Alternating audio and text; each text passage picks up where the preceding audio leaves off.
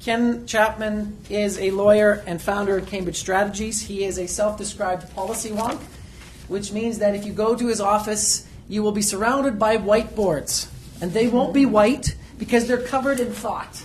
And so to go into the Star Chamber is to be taken into a really interesting world of dynamic thought. He will speak rapidly, he will speak in concepts, but you get to ask him questions after. He is a public policy designer, developer, and he also implements the projects that he works on. He has been working with a number of literacy organizations and has the ear of governments at both provincial and national levels. Please welcome my good friend and smart guy, Ken Chapman. It's really good to see Meyer here. I used to do a radio program on CBC on politics, and what he did is the morning exercises, and I was more responsible for his heart rate than the 5BX that he used to do. Relax, Meyer, it'll be okay today. I'm here to be insightful, CITE.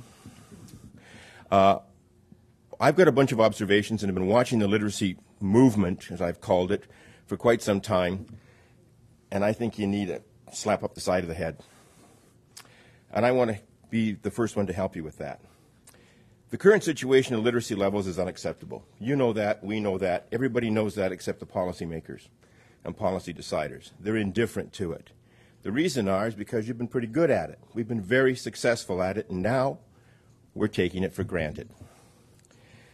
We're a symbol-using, meaning-seeking, socializing, communicating species, so literacy is in our nature. Easy to take it for granted. It used to be the reason we started the public school system, because we needed people to learn how to read and write.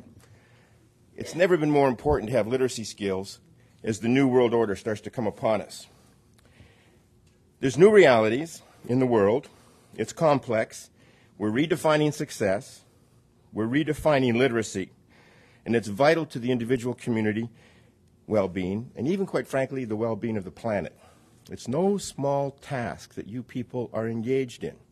And I think you have to look higher up on the horizon to where you're going. So we have to adapt to new realities, from climate change to unprecedented worldwide recession. That recession was caused by systemic and ethical failures by institutions and leadership. My key message to you today is do not squander this recession. I think it is a fulcrum for which you, as the leader, can make big changes if you use it properly and take advantage of it. So that's my key message. Do not squander this recession. It's time to generate some serious momentum towards improving literacy skills, using those skills as an investment and as an investment from part of the government stimulus program. There's a skills portion in that $3 billion plus. You should be taking advantage of that in spades. Why? Competitiveness. The global economic shifts that are developing from emerging economies are eating our lunch and are soon to eat our dinner unless we improve our productivity and shift our economic focus from a 20th century industrial society to a different kind of society. We have moved from industrial. We are, quite frankly, past the knowledge and the information society. We are now in the abstract economy. What I mean by the abstract economy is you think of an impressionist painting. There are more dots of information being formed on the palette of people's consciousness every day than you can imagine. And who is taking the big picture and stepping back and actually seeing that big picture as opposed to all the little dots? Give you one good example. Everybody here heard of YouTube? Everybody visited YouTube? Who hasn't visited YouTube? You have a literacy problem. Let me tell you about YouTube. It's 3 years old.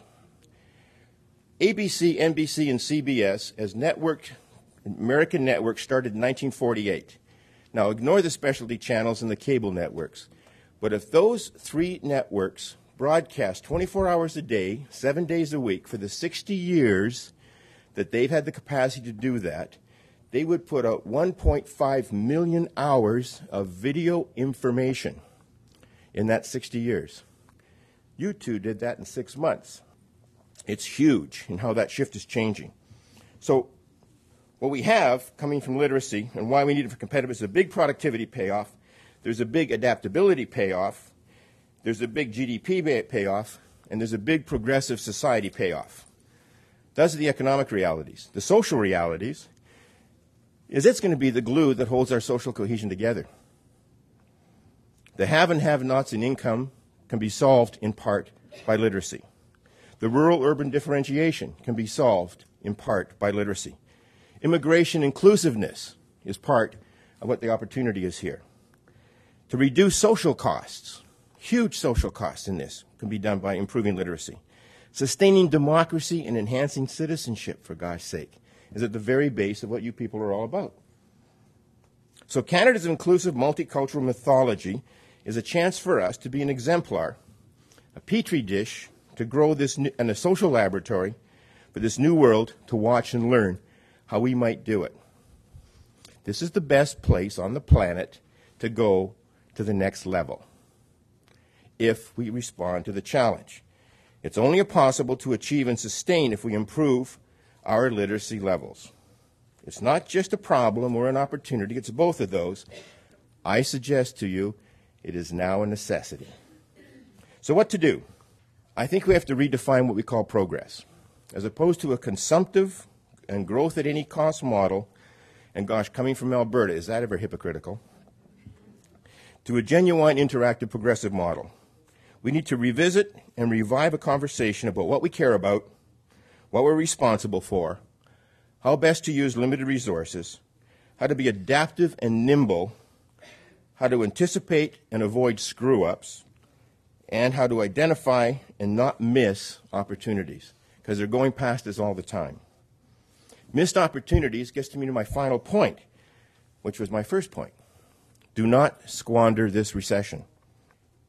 Get after that skills portion of the coming stimulus dollars and get real about literacy and move into the bipolar political world of advocating and providing decision support for policymakers. You have to do both. If you're simply advocating, the political process sees you coming and knows how to duck you. If you're decision support, you have to be on their agenda and respected before they'll pay attention to you. I suggest just doing one is that they will duck you, they'll avoid you. If you try and do decision support, they're quite frankly indifferent to the problem. They don't see the opportunity that literacy offers them in terms of the pure economic GDP and adaptability growth that we need to engage in. The social capital infrastructure deficit is as serious as the physical capital infrastructure deficit going forward for this country. To build stuff to create jobs, to get through this recession is an important thing to do. But it's like giving a fish to a hungry family to get them by. To invest in a social deficit like literacy is to teach that family to fish, to sustain itself, to grow, and to adapt. It's an old cliche that has never been more relevant than today in this recession. So what is more, investment in individuals through community and social capacity, everything I've heard about this morning, will build and help pay forward the fiscal burden we're putting on the next generation. These deficits and debts are going to get paid back by not one generation. It may take two before we get this paid back. By giving these skills, starting with young people, starting with people who have disabilities, starting with people who have not been to YouTube. We all have a literacy disability. I used to use the example, if you don't know how to program your VCR, you have a technological literacy deficiency. I say if you still have a VCR, you have to get with the program. So, having said that, it's time for literacy advocates to take a stand, and most of all, it's time to start delivering. I think you got to get angry.